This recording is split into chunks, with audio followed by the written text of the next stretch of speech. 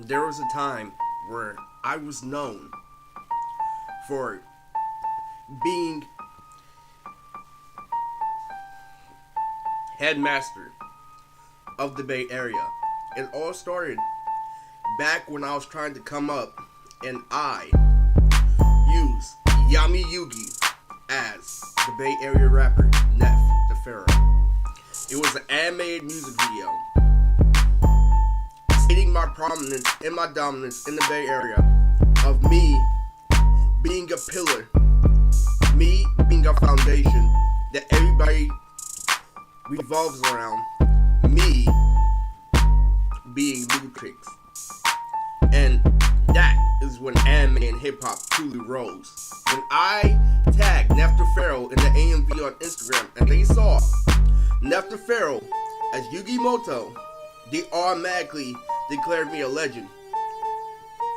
But then something happened. Because I was so content, because everything was going my way, because I've earned my respect from legendary rappers like E40, I Am Sue, every single Bay Area rapper that was top tier respected me, Mr. Fab. They all respected me to a point where I forgot about everything that happened before I became famous, before anything happened, literally. You know when you go on a hot date with a girl and you forget about all the bad shit that happened the night before? That's how I felt every day.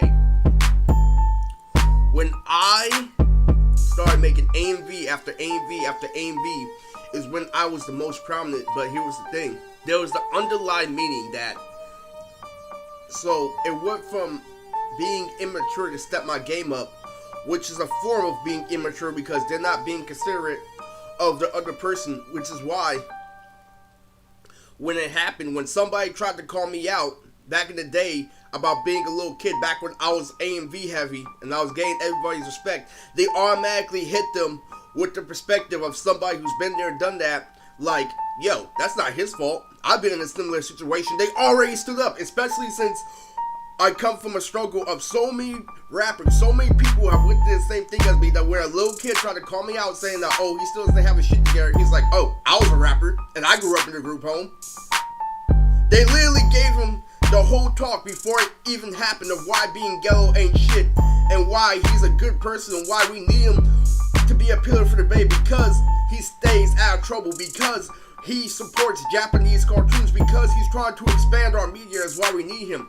And these are the same people who Arturo listens to. So these are the people who talk about selling drugs, doing this and that, but they have contracts on paper that restrict them from literally living that life that they talk about. And I know that about the industry, and at the time it didn't matter what I did, because not only were the rappers considerate about my situation and that they shut the people who try to make fun of me up, is that I can prove to them that I can get a precious girl now, so it wasn't anything.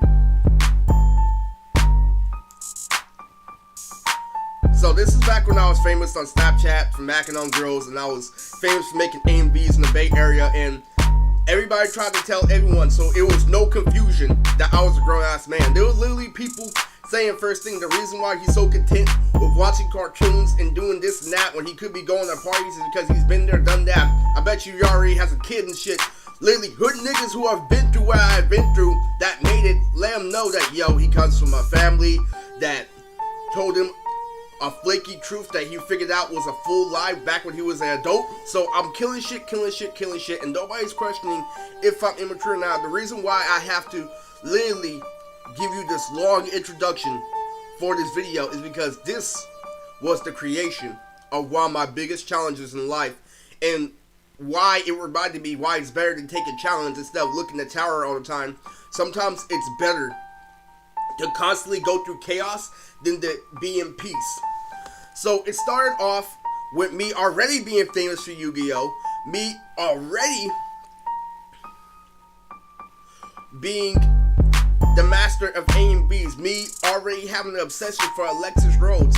So before we get into the detail of what is this video about, let's just say Alexis Rhodes was my obsession back when I was in the hyperbolic time chamber, and everybody loved my Alexis Rhodes obsession. I used to have this fan shipping with Def the Kid and Alexis Rhodes because they both have yellow eyes and they both have different color schemes for their outfits. And I would call it Kid Lexus. Every single person back when I was in the hyperbolic time chamber was a Kid Lexus fan. And literally, so if you don't know what that is, it's a shipping between two people from across the universe in the anime. There was originally one of DeviantArt when it was CC from Code Geass and Def the Kid. But me, I made Alexis and Def the Kid because they both come from a school. They both are high tiers in that school.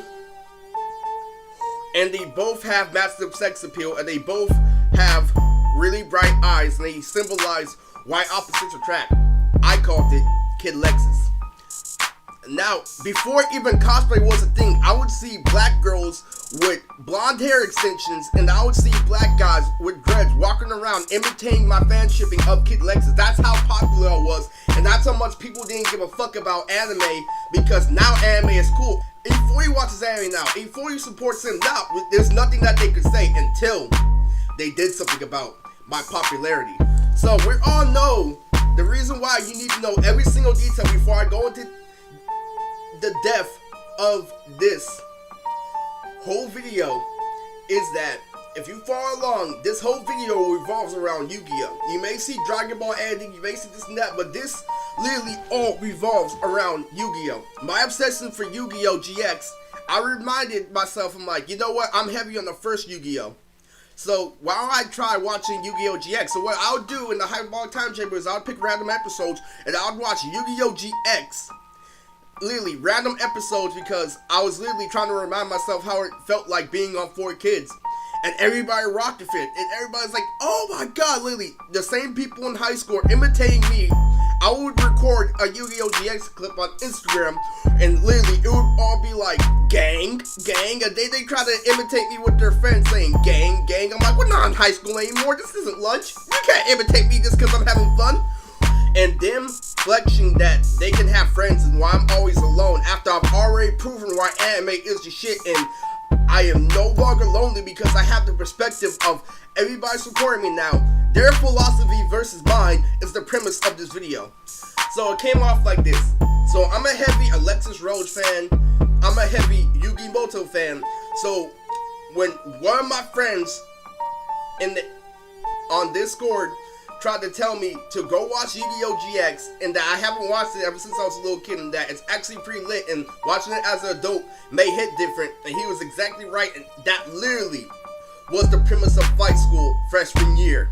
So when I started watching it from episode 1, I immediately got my Instagram ready, and I recorded the Yu-Gi-Oh! GX theme song, and I started singing along. We're chilling out with the crew, the schoolyard, literally. And everybody is all like, oh my god, this is so much fun. Instead of criticizing it like they used to in high school, I got all the praise that I was supposed to. Literally, just singing the Yu-Gi-Oh! GX theme song. And that right there, me recording myself, singing nostalgia, is where we got the problem. Everybody was already an Alexis fanboy back in the hyperbolic time chamber, but when I recorded singing the Get Your Game On theme song is when they decided to create a gang called the Obelisk Blue. That is the introduction. That is why this video is called the Obelisk Blue. Not only was the Obelisk Blue based off the Obelisk Blue in Yu-Gi-Oh! GX, the Obelisk Blue's angle was to attack my main pillar for Thizzler, which is Yugi Moto. They came at me with the angle saying, okay, he's pretty popular, so what we have to do is we have to come at him with the same analytic strategy that he thinks about when he watches Yu-Gi-Oh! That we have to go at the angle where we're gonna attack his Egyptian philosophy by picking a Yu-Gi-Oh! Game based off how the system in Santa Rita Prison works. So, the Obelisk Blue was created by the most popular guy in my high school, whose name Diamante. Diamante is his code name because I am not with profiling, and Diamante was the most popular guy in my school, in my high school. He was everything that I wasn't. He got the girl that rejected me, that was super pretty at the end of the year. So let me intervene. There was a whole point where I realized how much a girl was worth versus what it wasn't. And this guy literally added on to some of my trauma when I was a kid by making out with the same girl that rejected me with his hands on her ass, literally picking her up in the sky. He was the one who didn't graduate, who everybody laughed at, and his name was Diamante. So Diamante's name was called at the graduation ceremony, and they're all like, Diamante! And his last name, and they're all like, ha ha ha, he didn't graduate. But I'm like, ha, screw you, nerd. You never made out with a girl before. He's sitting over here. His girl is worth more than the whole school. You don't even know it. This is why I used to clown on nerds back in the day. Yes, I know this perspective. Before we get that out the way, yes, it's true that being with a girl is like ecstasy, but it's like you do the drug, but where's the rest of your life? It feels as good as what you think it is, but you have a whole life out there. For all these nerds who will look at this video, I'm telling you the truth. But that guy was in a live criminal activity, and it wasn't worth it because he wasn't going to be around forever. Once he needed people with resources, it flew by. But here's why I got tied so heavily in the video. Because he was such a popular guy in high school is why he got so many resources in order to create a gang to bring me down. And he called it the Obelisk Blue because blue is what he was when he was in prison. Diamante made the Obelisk Blue based off is when you get violated in there, it's either your red is for rape, yellow is for literally top class felony, and green is for a mental condition. But how it worked in the prison, they literally took this scheme from Yu-Gi-Oh! GX of slide for reds, raw yellows, and Obelisk Blue, the same way the prison works. The red is the worst, the yellow is the second worst, but the blue is general population, which is why Diamante created the Obelisk Blue based off the prison system. So their girl was actually pretty friendly. This isn't an actual shooting gang. This is a gang that was literally made to support what I feel about gangs, that they are just people who get drunk all day and get high. So at the time this shit was a joke, but this is some serious shit because they were so on point where it came to referencing my own material to bring me down that they made this based off the Matrix. Because my name was Bootrix, where it was is they were the people to bring everyone together to bring one person down. Just like they did Neo, they made me a real life version of Neo, and we're all like, Bootrix is killing the rap game. He's not leaving room for anybody else. So what we have to do, metaphorically speaking, they love my material, they love my content, but where they're coming at is we're gonna give him the only challenges. Nobody's challenging him at the point. We are going to stand up and create a game specifically made to break him down so he can have a challenge. That was the whole meaning of the Obelisk Blue. Today is the exact opposite, but back in the day, they created anime gangs in order to bring me down because they knew I was stuck with no competition. I'm not in high school anymore, so they decided to bring a whole high school gang in order to fuck with me. And I loved facing the Obelisk Blue. They're one of my best opponents of all time. They're Lily. They kept me on my edge and they reminded me why it is good to accept challenges. And their goal was, because they were more heavily involved in criminal activity, what they were going to do is, since I stayed out the way and since I didn't do my research, their job was to stop me before I reached the peak in my career where I got everything on paper. So what they would do is that they would use their knowledge of the system versus me putting two and two together, which is the ultimate war. Somebody did the research, but somebody is them trying to trick me into criminal activity with me not knowing how things can lead to other things. And by the time I figured out with my genius brain what the plan was, it would be too late. I'm already stuck in the plan. But that was the whole problem with the Obelisk Blue, is that was the ultimate war. It was me against the army of people who set up traps, and I had to avoid every trap. So any single human interaction I was aware of, if somebody offered me to go smoke, I would be like, where we gonna go? And this and that. That's how me and the Obelisk Blue operate, literally. It was them trying to say that, it started off with them trying to say I'm selling myself short, I should start gorillaing girls. This is a time where I never gorillaed a girl, but I knew girls wanted to be gorillaed. But I never gave him that because it disrespected everything I worked hard for as a video editor. That was the Obelisk Blue's first plan, is to prevent me from getting jobs. Their goal was to make sure, because I didn't do my research, to put me in a position where I can't come back from, because I didn't know the position I was going to be put in. Because I didn't put in the work. I thought because I stay out the way, that when a situation comes with a shitload of complexity, that I can't just take a step back. Because the moment I take a step, I fall for a trap. So I literally have to have a bird's eye point of view looking down to avoid the Obelisk Blue's traps. So before I would even get into a situation, I would have to be aware of how the Obelisk Blue is going to react. If you go back to Dark Game, Chapter 6 was one of the best examples of how I dealt with the Obelisk Blue. When they tried to get me to go cop a feeling, then when they're in the movie theater, literally a girl that was in the Obelisk Blue pulled her pants up in front of me and literally sat distance from me. I'm like, it's because you play high school games is why you can't get me, the Obelisk Blue. Their downfall every time was putting stuff that I already discarded in front of my face, acting like I didn't know anything better, because these girls that joined the Obelisk Blue joined because of clout. Yes, random hot girls, random hood bitches started adding the Obelisk Blue. And guess who was the heads up? The top 3 contenders of the Obelisk Blue. It was Diamante, Dabby, and Arturo. No way Arturo was gonna pass the opportunity up. Arturo wishes he could still live in high school over and over again, where he had the precious clout to save him. He was put in that position with the Obelisk Blue.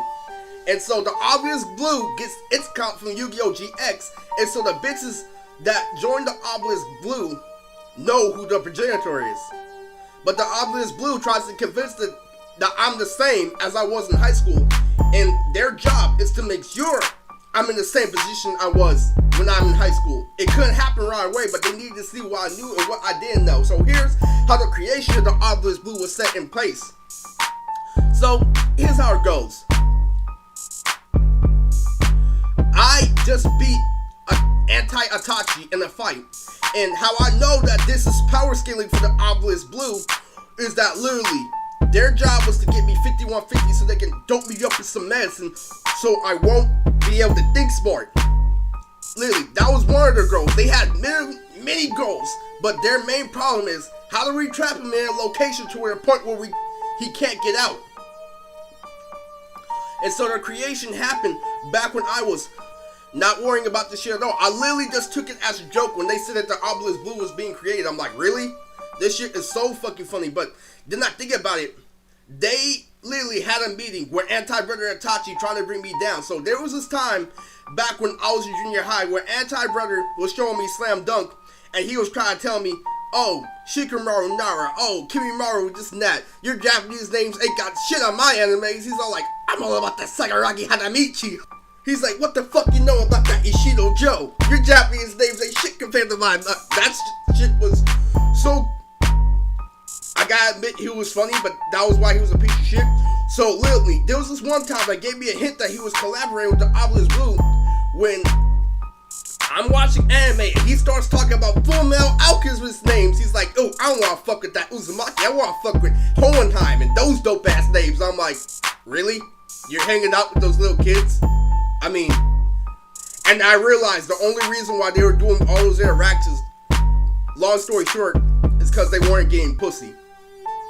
So the Obelisk Blue is literally a whole bunch of kids with material things trying to bring down one grown-ass man with a bird's eye view perspective. That whole plan to make sure I get 5150 after I'm waiting for my brother at the dentist was all orchestrated by the Obelisk Blue. So when I beat my brother in a fight, it let me know that I am number one, because Anti-Brother Itachi beat the whole line. He beat the whole line of the Obelisk Blue. I'm like, of course you can beat the whole Obelisk Blue. The little fucking kids. But in their mind, it's all like, oh, this is why he's the gang lord. This is why he is this and that. So I ignored the Obelisk Blue existed, and I changed my name, Mood Tricks the Gang Lord, after they tried to slander me for my birthday. So I literally took advantage of my name of the Gang Lord the day after they hacked my Instagram. After all the work I put in for the Bay Area, it didn't matter. So I came back immediately and called myself Mootrix the Gang Lord. So this is why you shouldn't take people like Diamante and Anti-Burger Toxic seriously, because they can only lead a pack of children. But those children knew a whole lot more than I knew, but it didn't matter because of their intent. Because I was pure at heart and because they kept on attacking me. And I had better foundations why I kept on getting out of the situations that they put me in. But going into further detail, the creation of the Obelisk Blue, the reason why everything hit so hard and why I loved it is because the journey started like this. When they were trying to find recruits is when they started watching Yu-Gi-Oh! GX from episode 1. But they were starting to make the same mistakes I was, because they were dealing with Arturo, Dabby, all those potheads. They were falling asleep on episodes just like I was when I made my promise to Mr. Pleasure, because they're pretending to like anime just to fit in instead of actually being about it. Yeah, they can get to the theme song, but what happens when you actually want to hear about some dank shit and they're keeping 4 kids dialogue? It puts them to sleep. And that was their problem. They weren't going all out. What they would do was they would slap Barry music while they're in the car. They would have a card to flex on me, and they would have a whole deck of Yu-Gi-Oh cards that are more powerful than mine if I would check them, but they would never duel. And I knew that whole chunk of perspective without even thinking, because that all came second nature by me, because I know how they operate. So here's what happened. So I used to have a friend in high school called Tanner Banner. And literally, the creation of the Obelisk Blue came, and they recruited Tanner. And literally, you know Arturo was gonna do this shit. Ain't no way Arturo wasn't gonna do this shit. He goes up and pretends that Tanner is Professor Banner. And he's like, Professor Banner? Literally throwing up the Star Trek symbol like a gang sign and shit. You knew Arturo was gonna do that shit. And if you wanna know, if you're a fucking nerd and you're watching this, do not think Arturo did anything different. When something like that is in creation, you know what's going on. You know that Arturo's gonna hook up for Tanner, and that you know that he's gonna call Tanner Professor Banner. Do not act like anything can fucking happen, because that's how they fool you. Oh, Mootrix, you weren't there. There's no way he can say that like it's in your head. You're stuck in your head. That's schizophrenia. You're like, no, that's putting two together, and you know that has to happen. There's no way Arturo was gonna pass that up. Professor Banner. No, but all that was in the creation of the Obelisk Blue. But since I know the dumbness, since I know that they're potheads, they can't rep an anime game correctly. But the whole point of why the Obelisk Blue failed was due to their leader, Diamante. So here's what happens. My relationship with Diamante is like this. Diamante always showed me respect when we were in school, but Diamante was always fucking up. But he was a very nice person, but he comes from a gang-dominant territory, with a point where he listens to gangster rap, but he would always treat me cool because I was a turf dancer in high school, you know? He didn't think of me being anything close to retarded, you know? The most popular guy in school always paid me homage, but the problem was he was never in a position because he was always getting in trouble. So, but I felt that when they yelled his name and everybody laughed at him, I told him what was up. After I graduated, I'm like, dude, you get better grades than me. And stop trying to say that I'm a devil's advocate and that I'm dick riding the devil, because I've actually made out with a girl before and I'll bitch that shitty ass high school. And even though Diamante is dumb as fuck, somebody tried to burn me up saying, why would you compare yourself to somebody who just admitted he just got out of jail? Like, why are you less than someone who just got out of jail? Because that guy is still more multidimensional. And if you want to know the reason why I say he had better grades, is because I saw his grades senior year where we all had easy classes, but they're still not special ed classes. Think about it.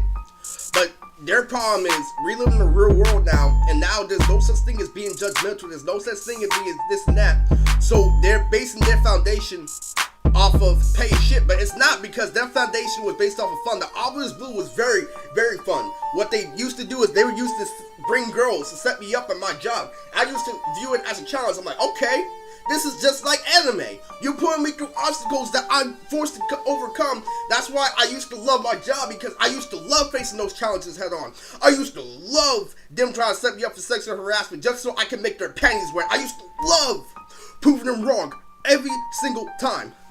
I used to play retarded at my job specifically so I wouldn't get in trouble. and it didn't work. And that's literally how challenging it was. They had full perspective of like, oh, I know you have something to come home to, so I'm not gonna leave you alone. Exactly what their thing was. They were literally trying to fool my perspective of the job. Like, they would drop a dish face down, a dinner plate face down, to make me think that symbolism is real, to make me think that they're gonna perform some type of ritual. And they would put multiple face downs in order to fool me. I'm like, just ignore it. I'm gonna have to put them face up in the dishwasher anyway. So it all got down to a time. The story that happened after my job was the Obelisk Blue knew that I was ahead of them in certain areas. So what they did was they forced me into an area where I had to stop or I'm ahead. So here's what happened. So after I quit my job, these two girls pulled me over and asked if I want to make some money. And they fucked up my credit. So I went along with it, and they convinced me because they knew that if they told me what was up, first thing that they could trick me. So here's what happened. So this girl made me put multiple lines. They used my card, my actual, my this and that in order to get 3 phone lines. And what happened was this. Because I was so friendly, because they treated me just like anti-brother Itachi, is where I was so crazy. I was slapping music in their car. I was doing everything. And where it came down to it, C told me she was going to give me money. Yes, C paid me money. C did everything. What they did was they fulfilled every single promise. Those two girls, they had fucked me over at the time. I still had everything intact. And literally, it was so funny because they paid me for one line. I decided to slap her ass over and over and over again at T-Mobile for 45 fucking minutes. Literally, and she grabbed my dick. And I see a black guy on the way to the second line, and he's wearing an Adidas jacket. And I'm thinking that it's an Obelisk Blue. And it is an Obelisk Blue, but he's so cool and collect that I'm thinking that he's on my side because he's black and shit, right? And so they're viewing us, and they're on the same highway, and they're looking at us. And he literally just puts his hand out and says, oh, bye, and shit like that. So I didn't know what that meant. So here's what happened. So after I get done slapping her, she buys me a 20-piece of chicken from Popeyes. Literally, I just got done getting money. I'm like, oh, this is all good. But I didn't know how much of a heavy principle that using my information is. So what happens is I got everything I wanted, but I came home to a big-ass bill. A big-ass phone bill. And so where they failed to realize, they thought they got me because I was on my way of becoming my own entrepreneur, my own company. I was literally so close because I was still doing my AMVs. I was still doing everything. So what they tried to do was they slowed me down by fucking up my credit score. But then I'm thinking about it, I'm still only 23. Wouldn't it make more sense for me to wait for it to get off my credit back when I'm 30, when I'm more mature to have a company? What they did was because they were being immature, they played into my trap. That's the exact mindset, and that's why they lost, because I was willing to take my time when they were rushing to bring me down. They tried to bring me down, fan made 19, and it didn't work. And the whole reason why the Obelisk Blue was created was to keep me on my toes and keep me challenged. Now after the Obelisk Blue is gone, I literally had no one to challenge me, no one to give me obstacles, because at this point, it was being a dead horse. But the Obelisk Blue had a lot of haymakers. They were literally the biggest threat to me in society. But they failed because the shit that they held onto was shit that I already discarded. So when they trying to put me in positions where I'm faced with temptations, I know that there's other stuff in life that's more worth it. So when they try to gang up on the trivial shit is when I school them on why it's better to stay away from gang activity and why it's better to understand why gang activity isn't shit. Instead of being a nerd that's gonna be snobbish, that's gonna rely on a computer to save him when he's gonna have to compete in order to get a girl. And that was the creation of the Obelisk Blue.